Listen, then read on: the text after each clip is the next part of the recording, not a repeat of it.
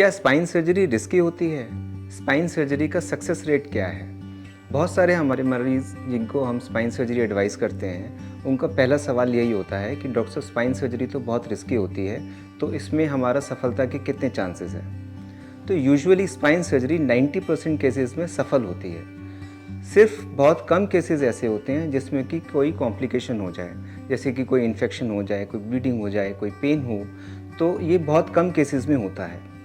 Rarely chance ऐसा होता है कि मरीज़ चलता हुआ आए या स्पाइन सर्जरी के बाद उसको पैरालिसिस हो जाए या फिर वो बिस्तर पे आ जाए या वो टट्टी पेशाब के लिए ना जा पाए।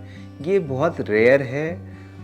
जैसे कि हमारी जो नई नई तकनीक आई हैं, जो नए इंस्ट्रूमेंट्स आए हैं, जैसे कि सर्जिकल माइक्रोस्कोप है, कूसा है, हाई स्पीड ड्रिल सिस्टम है, इन सब के चीज़ों से हमारी जो सर्जरी है वो इतनी सेफ़ हो गई है और उसका सक्सेस रेट इतना ज़्यादा अच्छा हो गया है कि अब हमें स्पाइन सर्जरी से घबराने की ज़रूरत नहीं होती है।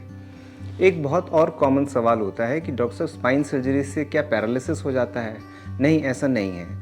यूजुअली हम लोग कंफ्यूज करते हैं स्पाइन सर्जरी से जिन लोगों का स्पाइन का फ्रैक्चर हो जाता है। जैसे कि हमें चोट लग गई और हमारे रीढ़ की हड्डी में कोई फ्रैक्चर हो गया, कई बार ऐसे में हमारे दोनों पैर चलने बंद हो जाते हैं। अगर हमारे पैर ऑपरेशन से पहले ही चलने बंद हो गए हैं तो कई बार वो ऑपरेशन के बाद भी सही नहीं होते हैं और हम कंफ्यूज कर लेते हैं कि स्पाइन सर्जरी फेल हो गई। नहीं, उसके जो दोनों पैर नहीं चल रहे हैं वो सर्जरी की वजह से नहीं, उसके दोनों जो पैर नहीं चल रहे हैं वो उसकी चोट के कारण है। तो इससे कंफ्यूज नहीं हो।